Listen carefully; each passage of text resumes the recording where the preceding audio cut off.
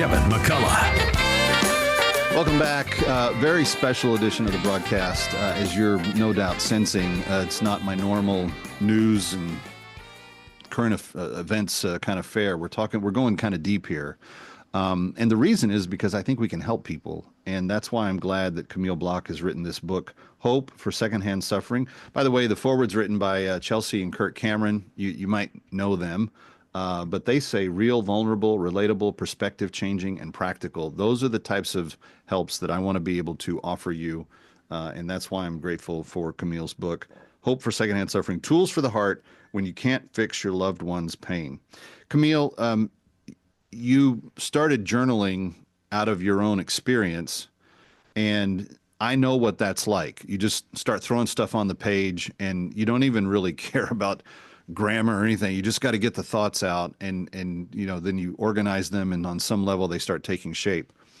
But it's one thing for you to go through this with your brother and people who have disabled relatives. I have a son who is disabled, not to the degree that your brother is, but he's a functional adult, lives in a group home, does the types of things that he's able to do, but there's a lot of life that he's never going to be able to do. He's never going to probably be able to be married. He can't read as a fully formed adult. He can't do math. There's a lot of help that he's going to need for the duration of his life. Obviously, writing the book means you intend for other people to be helped by this. What has been some of the feedback and the reaction you've gotten from people that have looked at it? And I know that you've had even clinical people take a look at this all the way down to the everyday person. So what's been kind of the spectrum of response? Yeah. It's been incredible. I would say the people who've taken the time to write an Amazon review, you can check that out also. But which I encourage people to do. If you get the book and you read it and it helps you say something nice about it on Amazon. It always helps. Thank you. Yeah, I'm learning it has nothing. I mean, disabilities is just one of many things, and I'm sorry to hear about your son. I need to understand that more. But it's definitely a very common thing right now with the rise of autism specifically. More and more people are facing this, but it's so much more than that. I had a friend whose daughter was engaged to be married to his wonderful 25-year-old. And, he died of really bad cancer 3 days before their wedding. Wow. And the mother, it's like, you don't think, you think of him and, tragic, his family. And then, but the mother was so understanding this concept, secondhand suffering. And she just got a tear in her eye when she heard the title of the book. She says, I completely get it. And then just recently, a woman from Alaska, she's born with 2 out of 3 of her kids were born with a blindness and severe allergies, and her husband just left her, and this woman gave her the book, and she just wept, and she just felt like, I feel so understood. So I think people are like, the secondhand sufferers, I think, have felt invisible. And it's not to, I've said this on another show, it's not to create another victim class for sure, but it is that when people feel heard and understood and seen, it actually brings comfort. It is something bizarre. And I think that's something that God has created, that people need community. And so what I'm seeing is just the naming of the term, the giving of the book, and and the reading of the book. I had someone that her 52-year-old daughter is dying of brain cancer, and a friend of mine gave it to the mother of the 52-year-old daughter, and the mother got it and in half a day read the first 150 pages and said, this is exactly what I've needed. A woman in a doctor's office. I have a friend who's the office manager in a doctor's office. She just put it on the table, and this woman started reading it. And this woman, I happened to find out from this office manager that she had been suicidal. She started reading it, and she said, can I take this home and borrow it? I'm like, I'll give you another one. Give it to her. So I'm hearing these things that is way beyond just disability, children and then the last example is just, cancer's rampant. I have my best friend, one of my very best friends died a year and a half ago of not even of cancer, just of the kind of the whole medical processes and all of that led to it.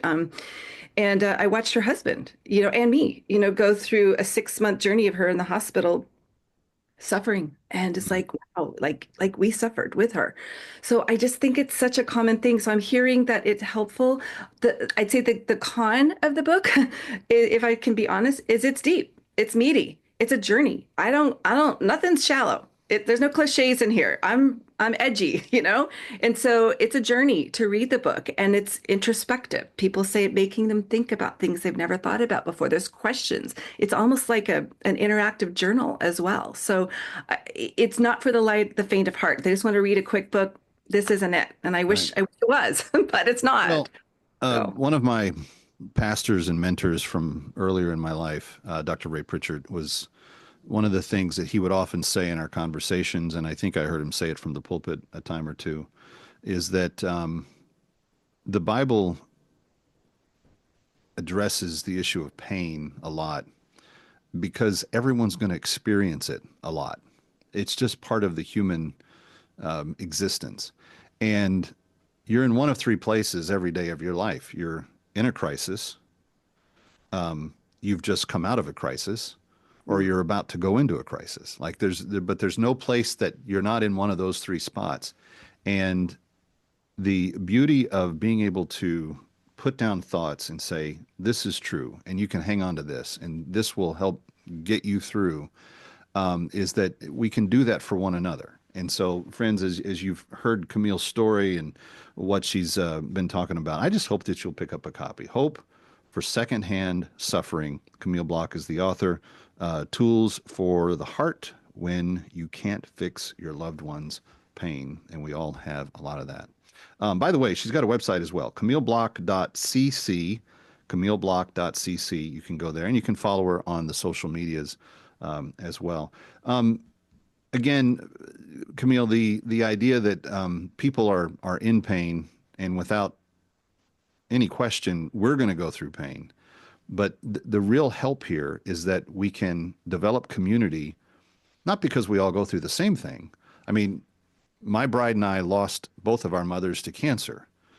So people that are dealing with cancer are people that we can love on, but we can also love on the kids of people that whose parents are going through cancer as well. Because Camille Block, congratulations on Hope for Secondhand Suffering. Friends, get a copy. Amazon, BarnesandNoble.com, all the normal places you get books, or at Camille's website, CamilleBlock.cc, and just all sorts of congratulations on the help that you're going to be bringing to people. Thanks for being with us tonight. Thank you so much, Kevin, for having me. You got it. Kevin McCullough coming back from Times Square. Don't change that dial. Stick around for more of That Kevin. Next, That Kevin Show with Kevin McCullough.